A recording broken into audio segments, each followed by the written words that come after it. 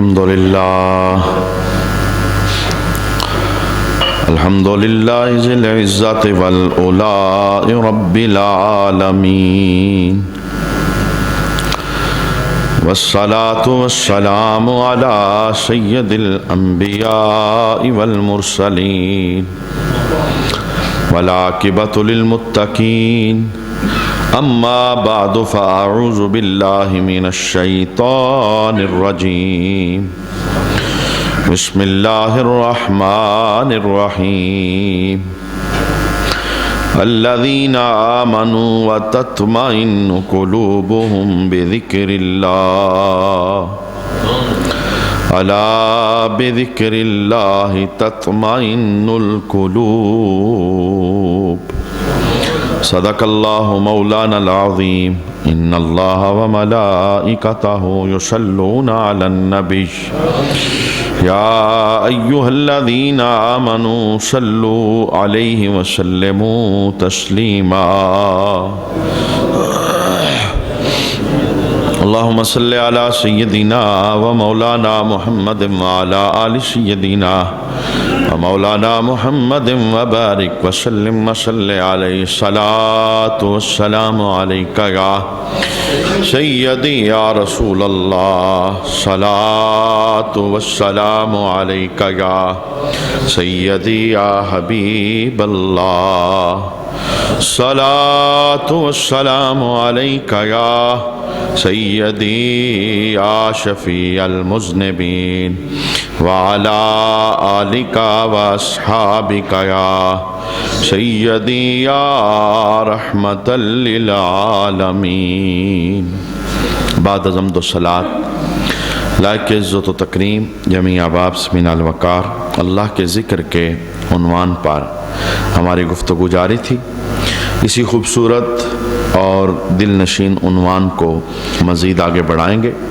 اللہ ہمیں کثرت کے ساتھ اپنا ذکر کرنے کی توفیق عطا فرمائے اور غفلت سے اللہ ہماری حفاظت فرمائے۔ حضرت شیخ مجدد الافسانی رحمۃ اللہ تعالی علیہ آپ ذکر کی بڑی خوبصورت تعریف بیان فرماتے ہیں۔ آپ ارشاد فرماتے ہیں حقیقت ذکری رفع الغفلہ، ذکر کی حقیقت یہ ہے کہ غفلت زائل ہو جائے، یعنی اللہ کا ذکر کرنے والا بندہ وہ اس حلاوت کو تب پائے گا جب غفلت کا پردہ اٹھ جائے گا۔ ذکر وجود میں آتا ہے تو غفلت دور ہو جاتی ہے۔ اگر بندہ غافل ہے تو وہ ذاکر نہیں، اور اگر بندہ ذاکر ہے تو وہ غافل نہیں، کیونکہ ذکر غفلت کو زائل کر دیتا ہے۔ یہی وجہ ہے رسول رحمت صلی اللہ علیہ وآلہ وسلم کی حدیث شریف ہے الشیطان جاسم علی قلب ابن آدم۔ محبوب کریم علیہ السلام ارشاد فرماتے ہیں کہ شیطان ابن آدم کے دل پہ قبضہ جما لیتا ہے، اور حدیث کے اندر جو لفظ ہیں دل کے اوپر آ کے اپنا منہ رکھ لیتا ہے، شیطان انسان کے دل پہ آ کے اپنا منہ رکھ لیتا ہے۔ میرے محبوب کریم علیہ السلام ارشاد فرماتے ہیں فَإِذَا ذَكَرَ اللَّهَ خَنَسَ، اگر بندہ اللہ کا ذکر کرتا ہے تو شیطان بھاگ جاتا ہے، یعنی یہ اتنا قریب بندے کے ہو جاتا ہے، دل پہ قبضہ جما لیتا ہے، دل پہ آ کے منہ رکھ لیتا ہے۔ اگر بندہ رب کا نام لیتا ہے، اللہ کا ذکر کرتا ہے، محبوب کریم علیہ السلام فرماتے ہیں شیطان بھاگ جاتا ہے۔ فَإِذَا غَفَلَ وَسْوَسَ، اور اگر انسان غافل ہو جاتا ہے تو چونکہ دل تک تو پہنچ چکا ہوتا ہے تو پھر یہ دل میں وسوسے ڈالنا شروع کر دیتا ہے۔ تو شیطان کا کام ہی انسان کو گمراہی کے راستے پر ڈالنا ہے، اور جب شیطان انسان کے دل تک پہنچ جاتا ہے، اگر اسے بگایا نہ جائے اور اسے دور نہ کیا جائے تو یہ وسوسوں کے ذریعے انسان کے دین کے اندر شدید ترین خرابی پیدا کرتا ہے۔ ملا علی قاری آپ اس حدیث کی وضاحت کرتے ہوئے یہ بحث ارشاد فرماتے ہیں کہ غفلت انسان پر کیسے طاری ہوتی ہے۔ شیطان وسوسہ ڈالتا ہے تو بندہ غافل ہوتا ہے، یا انسان غافل ہوتا ہے تو شیطان وسوسہ ڈالتا ہے۔ تو ملا علی قاری بڑا خوبصورت جملہ لکھتے ہیں، کہتے ہیں کہ حدیث کے جو لفظ ہیں یہ بتا رہے ہیں کہ جب انسان غافل ہوتا ہے تو شیطان وسوسہ ڈالتا ہے۔ اگر انسان اپنے اوپر غفلت طاری نہ ہونے دے اور ہر دم اللہ کے ذکر کے اندر مصروف رہے اور اللہ کے ذکر سے اپنی زبان کو تر رکھے تو شیطان انسان کو غافل کرنے میں کبھی بھی کامیاب نہیں ہو سکتا اور وسوسہ ڈالنے کے اندر کبھی بھی کامیاب نہیں ہو سکتا۔ انسان غافل ہوتا ہی تب ہے جب شیطان پر اس کا قبضہ ہو جاتا ہے اور شیطان اسے اپنے ہاتھوں کے اندر کر لیتا ہے، اور شیطان پر انسان کا قبضہ تب ہوتا ہے جب وہ اللہ کی یاد سے غافل ہو جاتا ہے اور اللہ کی یاد کو اپنی زندگی سے خارج کر دیتا ہے۔ تو اللہ کا نام یہ ہمارے لیے بہت لازم اور بہت ضروری ہے۔ میرے محبوب کریم علیہ الصلوۃ والسلام نے حضرت یحییٰ پیغمبر کا ایک جملہ اپنی امت کے سامنے ارشاد فرمایا کہ اللہ کریم نے حضرت یحییٰ پیغمبر کو وحی فرمائی اور حکم ہوا کہ آپ اس پر عمل کیجئے اور اپنی قوم کو ان باتوں کی تلقین کیجئے۔ 5 باتیں تھیں، 5 میں سے ایک بات ہمارے عنوان کے ساتھ تعلق رکھتی ہے، میں اسے بیان کرتا ہوں۔ حضرت یحییٰ پیغمبر نے بیت المقدس کے اندر لوگوں کو جمع کیا، جمع غفیر لوگوں کا جمع ہوا، مسجد کے اندر چھتوں پر لوگ اکٹھے ہو گئے، تو آپ نے ان 5 باتوں کو لوگوں کے سامنے بیان فرمایا۔ ان میں سے ایک بات یہ تھی، حضرت یحییٰ کہنے لگے کہ مجھے میرے اللہ کا حکم ہے کہ ہر وقت اپنی زبان کو رب کے ذکر سے تر رکھا جائے۔ یعنی یہ اللہ کا آرڈر ہے، حکم ہے، مجھے بھی ہے اور میں تمہیں بھی دے رہا ہوں، میرے امتیوں، میرے کلمہ پڑھنے والوں، میرے ساتھ چلنے والوں، دین کا جھنڈا اٹھانے والوں، کوئی لمحہ ایسا نہ ہو کہ تم اللہ کی یاد سے غافل ہو جاؤ۔ تو حضرت یحییٰ نے ایک مثال ارشاد فرمائی، آپ ارشاد فرمانے لگے کہ اللہ کا ذکر کرنے والا بندہ اس کی مثال اس شخص کی طرح ہے جو بھاگ رہا ہے اور اس کے پیچھے دشمن لگا ہوا ہے، اور بھاگتے بھاگتے اس نے اپنے آپ کو ایک محفوظ قلعے کے اندر بند کر لیا اور دشمن سے وہ محفوظ ہو گیا۔ فرمایا یہ مثال ہے اللہ کا ذکر کرنے والے کی۔ تو بندوں نے کہا کہ حضور ہمیں سمجھ نہیں آئی اس مثال کا اللہ کے ذکر کرنے والے کے ساتھ کیا تعلق بنتا ہے؟ تو حضرت یحییٰ پیغمبر فرمانے لگے وَكَذَلِكَ الْعَبْدُ لَا يَنْجُو مِنَ الشَّيْطَانِ إِلَّا بِذِكْرِ اللَّهِ۔ فرمایا جب انسان پر شیطان حملہ آور ہوتا ہے اور اس کے پیچھے لگتا ہے تو شیطان کے حملوں سے بچانے کا واحد ذریعہ رب کا ذکر ہے۔ جیسے وہ بندہ دشمن سے بھاگتے بھاگتے مضبوط قلعے کے اندر جا کے اس نے اپنے آپ کو محفوظ کر لیا، اور اگر کوئی چاہتا ہے میں شیطان کے حملوں سے محفوظ ہو جاؤں، شیطان میرے دل پر قابض نہ ہو، شیطان میری خواہشات پر قابض نہ ہو، میں شیطان کا غلام نہ بنوں، شیطان کے کہنے پر نہ چلوں، تو پھر وہ اپنے آپ کو اللہ کے ذکر کے حصار کے اندر لے آئے، اللہ کے ذکر کی حفاظت کے پیرے کے اندر لے آئے۔ اللہ کا ذکر یہ ایسا روشن مینارہ ہے، یہ انسان کو شیطان سے بچا کے رکھتا ہے۔ اور ایک دوسری حدیث ہے، رسول رحمت صلی اللہ علیہ وآلہ وسلم نے اس حدیث کے اندر بھی شیطان کے اثرات کو زائل کرنے کا طریقہ ارشاد فرمایا۔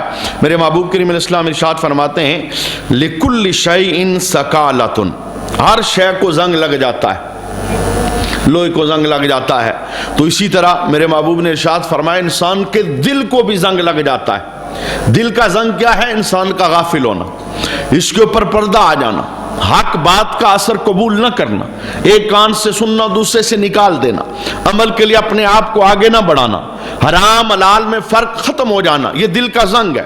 جب دل پر زنگ لگتا ہے تو پھر بندہ یہ جملے بولتا نظر آتا ہے مجھ پر تو اثر ہی نہیں ہوتا۔ باتوں میں اثر ہے، کلام میں بھی اثر ہے، آیات میں بھی اثر ہے، یہ قرآن مؤثر ہے، اس کا اثر بدلا نہیں ہے۔ اگر یہ 14 صدیاں پہلے عمر کی زندگی میں انقلاب پیدا کر سکتا تھا تو یہ آج بھی انقلاب پیدا کر سکتا ہے، لیکن جناب انقلاب لینے کے لیے پہلے دل کی زمین کو درست کرنا پڑے گا، اس سے غفلت کے پردوں کو اتارنا پڑے گا، اس پر لگا ہوا جو زنگ ہے اسے اتارنا پڑے گا۔ تو میرے محبوب نے ارشاد فرمایا لِكُلِّ شَيْءٍ سَكَالَةٌ، ہر شے کو زنگ لگ جاتا ہے، وَسَكَالَةُ الْقُلُوبِ، فرمایا دلوں کو بھی زنگ لگ جاتا ہے، اور اگر تم چاہتے ہو تمہارے دلوں کا زنگ اتر جائے تو کیسے اترے گا؟ فرمایا وَسَكَالَةُ الْقُلُوبِ ذِكْرُ اللَّهِ، فرمایا اللہ کا ذکر کرو، اللہ تمہارے دلوں کا زنگ دور فرما دے گا۔ دل صاف ہو جاتا ہے تو انسان کے لیے نیک اعمال کرنا آسان ہو جاتا ہے، سیدھی راہ پر چلنا آسان ہو جاتا ہے، انسان کے راستے روشن ہونا شروع ہو جاتے ہیں جب انسان کا دل صاف ہو جاتا ہے۔ اور اگر دل پر شیطان کا قبضہ رہے، دل پر میل لگی رہے، دل پر زنگ لگا رہے، تو پھر بڑی اچھی اچھی باتیں بھی وہ اثر پذیر بندہ نہیں کرتا، ان کا اثر قبول نہیں کرتا، اور اپنے زندگی کے اندر داخل کرنے کے لیے تیار نہیں ہوتا۔ اسی لیے میرے محبوب کریم علیہ السلام نے ایک موقع پر صحابہ کے مجمع کے اندر یہ جملہ ارشاد فرمایا تھا کہ انسان کے جسم میں ایک گوشت کا لوتھڑا ہے جسے دل کہتے ہیں، یہ سنور جائے تو پورا جسم سنور جاتا ہے، اور یہ خراب ہو جائے تو پورا جسم خراب ہو جاتا ہے، چونکہ دل ہی سے تمام جسم کا دار و مدار ہے، باطنی طور پر بھی، روحانی طور پر بھی، میڈیکل طور پر بھی، جسمانی ہر لحاظ کے ساتھ انسان کی باڈی کا دار و مدار دل پر ہے۔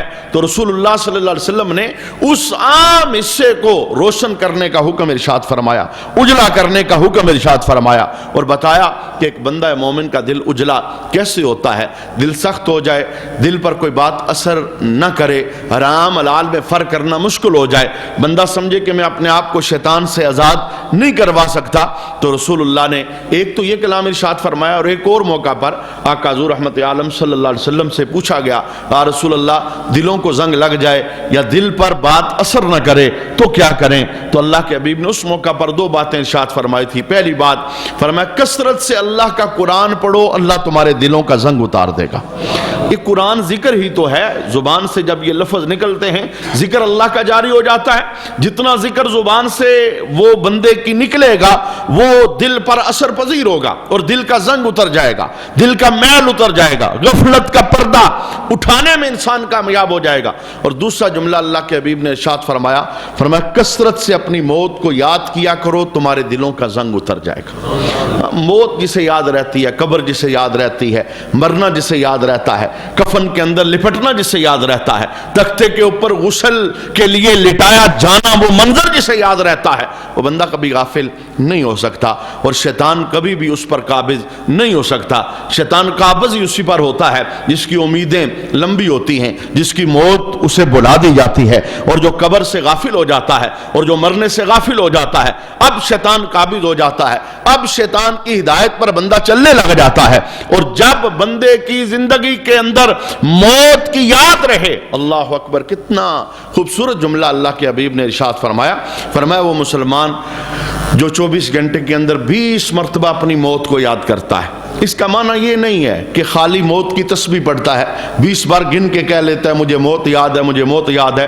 اس کا معنی یہ ہے کہ دن کے اکثر حصے میں اسے موت کا خیال رہتا ہے، میں نے مرنا ہے۔ اٹھتے جنازے، بنتی قبریں اور قبروں پر ڈالی جانے والی مٹیاں وہ اسے اپنی موت کی یاد دلاتی ہیں۔ جناب عثمان غنی رضی اللہ تعالی عنہ، آپ جب کسی جنازے کے اندر تشریف لے کے جاتے تو آپ کپڑے سے اپنا چہرہ چھپا کے روتے تھے، اور باہر سے آنے والے جو لوگ جانتے نہیں تھے آپ سے پوچھتے تھے کیا عثمان غنی یہ آپ کا رشتہ دار ہے؟ فرمایا نہیں، یہ میرا مسلمان بھائی ہے۔ کہا آپ تو اس طرح رو رہے ہیں جیسے کوئی قریبی آپ کا دنیا سے گیا ہے؟ فرمایا میں اس کے جنازے میں آ کے اپنی قبر یاد کر کے رو رہا۔ میں نے مصطفیٰ کریم علیہ السلام سے سنا ہے آخرت کی منزلوں میں سے سب سے پہلی سیڑھی وہ قبر ہے۔ جو قبر میں کامیاب ہے آگے ہر مقام پہ کامیاب، جو قبر کے اندر فیل ہے آگے ہر مقام پر فیل ہو جاتا ہے۔ تو جناب موت کو یاد کرنا یہ بھی انسان کے دل پر لگے ہوئے زنگ کو اتار دیتا ہے۔ یہی وجہ ہے صحابہ کہتے ہیں کوئی ایسا لمحہ نہیں ہوتا تھا، کوئی ایسی مجلس نہیں ہوتی تھی، اور کوئی ایسا واز نہیں ہوتا تھا جس واز کے اندر اللہ کے حبیب نے ہمیں خاموش خاموش موت کا پیغام نہ دیا ہو، خاموش خاموش موت کا پیغام نہ دیا ہو۔ ہر معاملے کے اندر کر یاد دلانا کہ تم نے مرنا ہے، تم نے دنیا چھوڑنی ہے، تم نے یہاں سے جانا ہے، تو یہ دو چیزیں بھی انسان کے دل پر لگے زنگ کو اتار دیتی ہیں۔ آقا حضور رحمت عالم صلی اللہ علیہ وسلم نے ذکر اللہ کے فضائل بیان کرتے ہوئے معراج کی شب جب رسول اللہ صلی اللہ علیہ وآلہ وسلم کی واپسی ہوئی تو وہاں کے حالات رسول اللہ نے امت کے سامنے بیان فرمائے، تو ایک حال حضور نے یہ بھی بیان فرمایا۔ الترغیب و ترہیب کے اندر یہ حدیث شریف موجود ہے۔ ابو محارق رضی اللہ تعالیٰ عنہ روایت کرتے ہیں، رسول رحمت صلی اللہ علیہ وسلم فرماتے ہیں کہ شب معراج میں ایک ایسے شخص کے پاس پہنچا جو نور عرش میں غوطہ زن تھا، اللہ کے عرش کے نور کے اندر غوطے لگا رہا تھا، روشن چہرے والا۔ تو میرے محبوب کریم علیہ السلام فرماتے ہیں کہ جب میں نے اسے دیکھا تو اس کا چمکتا چہرہ دیکھ کے میں نے پوچھا کیا یہ فرشتہ ہے؟ بتایا گیا نہیں۔ پھر میں نے پوچھا کیا یہ نبی ہے؟ بتایا گیا نہیں۔ تو میں نے پوچھا یہ کون ہے جو اللہ کے عرش کے نور میں غوطے لگا رہا ہے اور اس کا چہرہ اتنا چمک رہا ہے، یہ کون ہے؟ تو میرے محبوب کہتے ہیں کہ مجھے جواب دیا گیا کہ یہ وہ ہے جس میں 3 خوبیاں تھیں۔ آپ کی امتی کا شخص ہے لیکن اس میں 3 خوبیاں ہیں، وہ آپ کو دکھائی گئی ہیں، ذرا سنیے وہ 3 خوبیاں کون سی ہیں۔ سب سے پہلی خوبی میرے محبوب کریم علیہ السلام ارشاد فرماتے ہیں کہ مجھے بتایا گیا کہ یہ وہ بندہ تھا جس نے ساری زندگی ماں باپ کی تابعداری کی ہے، زندگی میں اس نے ماں باپ کو راضی رکھا ہے، والدین کی رضا کا صلہ ہے، اللہ کے عرش کے نور میں غوطہ زن ہے۔ ماں باپ کی ناراضگی یہ بندے کو دوزخ پہنچا دیتی، ماں باپ کی ناراضگی یہ بندے سے کلمہ چھین لیتی، ایمان برباد ہو جاتا ہے، اور اگر ماں باپ راضی ہو جائے تو بندہ اللہ کے عرش کے نور میں ڈبکیاں لگاتا ہے۔ یہ معراج ہی کا واقعہ ہے۔ رسول اللہ صلی اللہ علیہ وسلم نے ایک بندے کو دیکھا کہ وہ جنت کے اندر درخت کے نیچے بیٹھ کے قرآن کی تلاوت کر رہا ہے۔ پوچھا یہ کون ہے؟ یا رسول اللہ حارثہ ہے آپ کا، امتی ہے آپ کا حارثہ۔ اللہ اکبر اللہ اکبر۔ یہ حارثہ ایک جنگ کے اندر شہید ہو گئے تھے، شہادت بہت اونچا مقام ہے، نمازی تھے، نماز بہت اونچا مقام ہے، تہجد گزار تھے، بہت اونچا مقام ہے، لیکن آج اللہ کے حبیب نے ان میں سے کسی نیکی کا نام نہیں لیا۔ ان ساری نیکیوں کا بڑا فیضان ہے، لیکن میرے محبوب کریم علیہ السلام نے کیا کہا؟ فرمایا اچھا یہ میرا حارثہ جو جنت کے درخت کے نیچے بیٹھ کے قرآن پڑھ رہا ہے یہ ماں کی خدمت بڑی کیا کرتا تھا۔ اعمال تو سارے تھے لیکن ماں کی خدمت کو بطور خاص رسول اللہ نے بیان فرمایا، کہا یہ جنت کے درخت کے سائے کے نیچے بیٹھ کے جو قرآن پڑھ رہا ہے یہ ماں کی خدمت کا صلہ ہے، یہ ماں کی خدمت کا صلہ ہے۔ جناب ماں کی خدمت اگر ہو تو باپ کی خدمت اگر ہو، یہ جذبہ ہو تو اویس نام کا بندہ جو رسول اللہ کا کلمہ پڑھ لے لیکن حضور کو دیکھ نہ سکے، صحابی نہ بنے اور مقام اس کا اتنا بلند ہو جائے، رسول اللہ صحابہ کو بتا کے چلے جائیں، کہا اویس نامی بندہ جب تمہاری اس سے ملاقات ہو جائے اپنے لیے بھی دعا کروانا اور میری امت کے لیے بھی دعا کروانا۔ مجھے بتائیں یہ اویس نامی بندہ یہ آ گیا تھا مدینہ شریف کے اندر، آ گیا تھا یہ مدینہ شریف کے اندر حضور سے ملنے کے لیے۔ ماں بیمار ہے، ماں کی خدمت کے اندر مصروف تھا، ماں سے تھوڑی دیر کے لیے اجازت مانگی کہ ماں مجھے اجازت دے میں صحابی بن جاؤں، میں حضور کا چہرہ دیکھ کے آ جاؤں۔ یہ مدینہ شریف کے اندر آ گیا لیکن مقدر کے اندر ملاقات رسول اللہ کے ساتھ نہیں تھی، حضور کہیں تشریف لے کے گئے تھے۔ اما عائشہ کہتی ہیں یہ بندہ آیا، اس نے پوچھا رسول اللہ کا، پھر واپس پلٹ کے چلا گیا، اور جب میرے محبوب کریم علیہ السلام واپس گھر کے اندر تشریف لائے تو حضور رحمت عالم نے نا بغیر کسی کے بتائے یہ کلام ارشاد فرمایا کہیں اویس تو نہیں آیا تھا، مجھے میرے عاشق کی خوشبو آ رہی ہے، کہیں میرا عاشق تو نہیں آیا تھا، ملاقات نہیں ہو سکی، ملاقات نہیں۔ اور پھر اللہ کے حبیب نے ارشاد فرمایا وہ ماں کا بڑا خدمتگار ہے، ماں سے تھوڑی سی مہلت لے کے آیا تھا، اب پلٹ کے چلا گیا ہے ماں کے قدموں کے اندر، لیکن صحابہ اتنا بلند بندہ ہے، وہ ماں کی خدمت کرنے والا ہے۔ ایسا کرنا جب تمہاری اس کے ساتھ ملاقات ہو جائے تو پھر ایسا کرنا اپنے لیے بھی دعا کروانا اور امت کے لیے بھی دعا کروانا۔ مانا یہ تھا کہ یہ جو ماں باپ کی خدمت ہے یہ بندے کو بڑا بلند مقام دیتی ہے، جہاں بندہ عبادتوں سے نہیں پہنچ سکتا وہاں ماں باپ کی خدمت بندے کو پہنچا دیتی ہے، جہاں ریاستیں بندے کو نہیں پہنچا سکتی وہاں ماں باپ کے ساتھ تعلق داری یہ بندے کو پہنچا دیتی ہے۔ کہتے ہیں معراج کی شب میں نے دیکھا بندہ اللہ کے عرش کے نور میں غوطہ زن ہے، میں نے پوچھا کون ہے؟ नबी, फरिश्ता? फरमाया नहीं, ये आपकी उम्मत का वो बंदा है जो माँ बाप की खिदमत बड़ी किया करता था। ये माँ बाप की खिदमत का नतीजा है।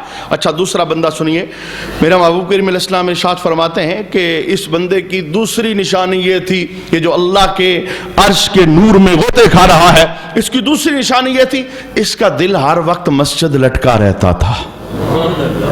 अल्लाह का घर, इसके साथ से बड़ा प्यार था, बड़ी मोहब्बत थी, हर टाइम दिल रब के घर में लटका रहता था। कायनात के अंदर सबसे बारौनक, बासकून, बारहमत जगह वो अल्लाह का घर है। ये खाली ईंटों का बना हुआ घर नहीं, ये खाली जिसके ऊपर छत पड़ी एक ढांचा और बिल्डिंग नहीं, इसका बड़ा मकाम है। जिस जमीन के हिस्से को रब के घर होने के लिए हमने मुख्तस कर दिया, इसका अल्लाह के दरबार में मकाम मर्तबा क्या है? अल्लाह के हबीब इरशाद फरमाते, इज़ा मररतुम बिरियाज़िल जन्ना फरताऊ, जब तुम जन्नत के बागों से गुजरा करो तो कुछ खा लिया करो। पूछा गया हुजूर जन्नत का बाग कौन सा है? फरमाया तुम्हारे मोहल्ले की मस्जिद को रब ने जन्नत का बाग बनाया है। ये बड़ा बार रहमत घर है जहां 5 टाइम हमें आने का हुक्म दिया गया, और वो बंदा बड़ा मुकद्दर का धनी है जो मस्जिद की नौकरी करता है, यानी मस्जिद में आना जाना उसका लगा रहता है, वो मस्जिद के अंदर हाजिरी देता रहता है, वो मस्जिद आकर सुकून मौजूद। अल्लाह अकबर। मेरे महबूब करीम अलैहिस्सलाम ने कितना खूबसूरत जुमला इरशाद फरमाया, फरमाया मोमिन मस्जिद में यूं होता है जैसे मछली पानी में। यानी एक ईमान वाला बंदा, कलिमा पढ़ने वाला बंदा, मस्जिद के साथ उसका ताल्लुक कैसे है? फरमाया एक कलिमा पढ़ने वाला बंदा वो मस्जिद के साथ यूं है जैसे मछली पानी में। मछली को पानी से निकालो उसकी जान चली जाती है, और मोमिन को मस्जिद से निकालो उसका ईमान चला जाता है। ये इतना मस्जिद के साथ लगाव रखता है, प्यार रखता है। जनाब, बेशुमार लोगों के वाक़यात बयान किए जा सकते हैं जिन्होंने अपनी ज़िंदगी के अंदर मस्जिद से लगाव किया है, मस्जिद से प्यार किया है। रब्बे कायनात ने बड़ा उन्हें नवाजा है, बड़ा नवाजा है। दुनिया के अंदर तो इज़्ज़त है ही है, लेकिन जनाब जब बंदिया दुनिया छोड़ रहा होता है, मस्जिद का सदका अल्लाह ईमान वाली मौत अता फरमाता। ये बादशाही मस्जिद आपके गुजरखान के अंदर, यहाँ एक बाबा जी खिदमत करते थे मस्जिद की, वो खादिम नहीं थे मस्जिद के, उन्होंने शौक से इस काम को इख्तियार किया था कि मैं मस्जिद की सफाई करूंगा। बड़े मालदार थे और बड़े दौलतमंद थे, लेकिन मस्जिद की खिदमत को अपना शिआर उन्होंने बना लिया। तो अल्लाह ने क्या करम नवाजी की, असर की नमाज के अंदर फर्ज नमाज में सजदे में अल्लाह ने मौत अता फरमाई। ये मस्जिद की नौकरी के फायदे हैं, और इन फायदों को सामने रखते हुए हमें अब मस्जिद के साथ यारी मजबूत रखनी चाहिए। दूसरी हदीस के अंदर भी रसूलुल्लाह ने इस चीज़ को बयान फरमाया कि क़यामत का दिन होगा, अल्लाह तपती धूप के अंदर कुछ लोगों को अपने अर्श का साया अता फरमाएगा। तो जब आवाज लगेगी तो एक बंदा वो होगा, राजुलुन क़ल्बुहु मुअल्लकुम बिल मसाजिद। अल्लाह कहेगा कहाँ हैं वो लोग जिनके दिल मस्जिदों में लटके रहते, वो आए, आज हम उन्हें अपने अर्श का साया अता फरमाएं। और क़यामत का वो मंजर जब भाई भाई को देख के रास्ता बदलेगा, जब माँ बेटे को देख के रास्ता बदलेगी, जब जिगरी दोस्त एक दूसरे से भागते हुए महसूस होंगे, ऐसे हालात के अंदर रब के दरबार से एक ऐलान बुलंद होगा, ऐ नजीरानी, ऐ नजीरानी। अल्लाह कहेगा कहाँ है मेरे पड़ोसी, कहाँ है मेरे पड़ोसी? फरिश्ते पूछेंगे मौला तेरा पड़ोसी कौन हो सकता है, तेरा तो कहीं घर ही नहीं था। ये मस्जिद अल्लाह का घर है, लेकिन अल्लाह यहां रहता नहीं। अगर ये कहो कि अल्लाह मस्जिद में रहता है तो मस्जिद के बाहर कौन है? अल्लाह की शान ये है, अल्लाह हर जगह पर है अपनी शान के साथ। किसी मकान में उसे मुक़य्यद नहीं किया जा सकता, किसी मकान में उसे समाया नहीं जा सकता, ये उसकी शान है। तो फरिश्ते पूछेंगे मौला यूं तो तेरा घर किसी जगह बना ही नहीं कि तू उसके अंदर रहता हो और तेरे साथ आके जिसने घर बनाया हो वो तेरा पड़ोसी बने, तू किसे अपना पड़ोसी कह रहा है? अल्लाह जवाब देगा, ऐना ज़ुव्वारुल मसाजिद, कहाँ हैं मस्जिदें आबाद करने वाले? ये मेरे पड़ोसी हैं। कहाँ है मेरा घर आबाद करने वाले, सजदे करने वाले, जिक्र करने वाले, कुरान पढ़ने वाले और कुरान की बज़मों में आने जाने वाले? अल्लाह फरमाता है आज मैं इन्हें अपना कुर्ब अता फरमाऊंगा। مساجد کے ساتھ یاری لگائیے. اور یہ 5 گانا نماز نا مسجد کے اندر بندے کا دل واقعی لٹک جاتا ہے. بندے نے فجر پڑھی ہے نا, دکان پہ جا کے بیٹھ گیا ہے, دل میں سوچ میں زور کی نماز ہے, اچھا توجہ بار بار گھڑی کی طرف جاتی ہے, نیت ارادہ یہ ہے نماز کا وقت نہ چلا جائے.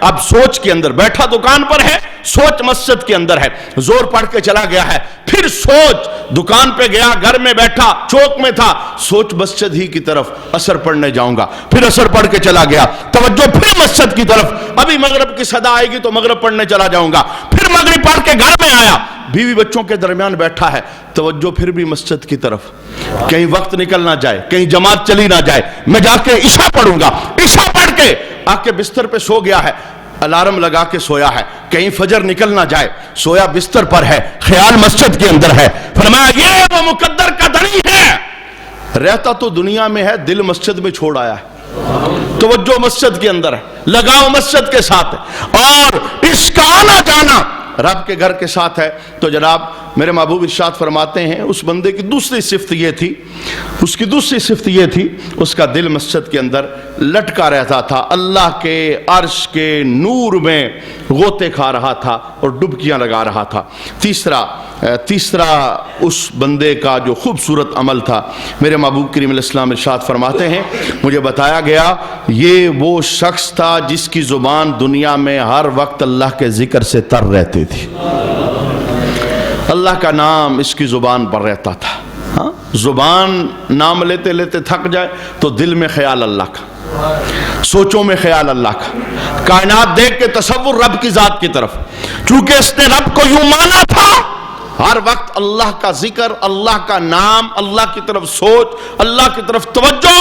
فرمایا اس کا فیض یہ ہے قیامت کے دن یہ اللہ کے دربار کے اندر جب پہنچے گا تو اللہ اپنے عرش کے نور کے اندر اسے غوطہ زن کر کے رحمت عطا فرمائے گا. اللہ یہ فیضان ہم سب کو نصیب فرمائے. حضرت سالم بن ابی جعد رضی اللہ تعالی عنہ آپ روایت کرتے ہیں رسول اللہ صلی اللہ علیہ وآلہ وسلم نے ارشاد فرمایا, ابو درداء رضی اللہ تعالی عنہ سے کسی نے پوچھا کہ ایک بندہ ہے اس نے 100 غلام آزاد کیے, آپ کیا کہتے ہیں اس کا اجر کتنا ہے؟ تو ابو درداء حضور کے صحابی ہیں, آپ نے کہا 100 غلام آزاد کرنا بہت بڑا اجر والا کام ہے, ایک غلام آزاد کرنا یہ بھی بڑا ثواب ہے, لیکن میں کیا تمہیں ایک ایسا عمل نہ بتاؤں جو 100 غلام آزاد کرنے سے بھی زیادہ اجر رکھتا ہے؟ اس نے پوچھا وہ کون سا عمل ہے 100 غلام آزاد کرنے سے بھی جس کا فیض زیادہ ہے اور جس کا ثواب زیادہ ہے؟ تو حضرت ابو درداء رضی اللہ تعالی عنہ کہنے لگے, فرمایا جس بندے کی زبان ہمیشہ ذکر سے تر رہے یہ وہ عمل ہے جس عمل پر اللہ 100 غلاموں سے بھی بندے کو زیادہ اجر عطا فرماتا ہے. ہر وقت ذکر اللہ کا زبان کے اوپر جاری رہے. چونکہ ہمارا وقت ہو گیا, آخری حدیث شریف سماعت کریں. میرے محبوب کریم علیہ السلام کا فرمان حضرت ابن عباس رضی اللہ تعالی عنہما آپ روایت کرتے ہیں رسول اللہ صلی اللہ علیہ وسلم نے ارشاد فرمایا کہ جو بندہ رات کی عبادت سے عاجز آ جائے مطلب نہیں اٹھ سک رہا, نہیں عبادت کر پا رہا, نہیں پابندی ہو رہی, نہیں اللہ کے دربار کے اندر جھکنے دے رہا شیطان اسے, حضور رحمت عالم نے ارشاد فرمایا دوسرے نمبر پر فرمایا وہ مالدار جسے رب کی راہ میں مال خرچ کرتے ہوئے بخل کی بیماری لگ جائے, مالدار ہے لیکن اللہ کی راہ میں نہیں لگا سک رہا, نہیں دے سک رہا, دل نہیں کرتا رب کی راہ میں دینے کا. تیسرے نمبر پر فرمایا وہ مجاہد جسے میدان جہاد میں جانے سے بزدلی آ جاتی ہے اور ڈر لگتا ہے, خوف لگتا ہے, اگر چاہتا ہے یہ بیماری دور ہو جائے, اگر چاہتا ہے عبادت میں جو سست ہے عبادت کی سستی ختم ہو جائے, اگر چاہتا ہے مالدار بخیل یہ بخل ختم ہو جائے, اگر چاہتا ہے مجاہد بزدلی ختم ہو جائے, تو میرے محبوب ارشاد فرماتے ہیں کثرت سے اللہ کا ذکر کرے, اللہ ان ساری بیماریوں کو دور فرما دے گا. گویا اللہ کا ذکر راتوں کو عبادت کرنے کے لیے بندے کے لیے مددگار ثابت ہوتا ہے. ذکر زبان پر جاری ہو بندہ رات کی عبادت کرنے کے قابل ہو جاتا ہے. ذکر زبان پر جاری ہو رب کی راہ میں مال لگانا بندے کے لیے آسان ہو جاتا ہے, اور ذکر زبان پر جاری ہو میدان جہاد کے اندر جہاد کرنا بہادری کے ساتھ یہ بندے کے لیے آسان ہو جاتا ہے. ہم اللہ کے دربار میں دعا کرتے ہیں اللہ ہمیں کثرت کے ساتھ اپنا ذکر کرنے کی توفیق نصیب فرمائے اور ذاکرین کے اندر اللہ ہمارا نام شامل فرمائے.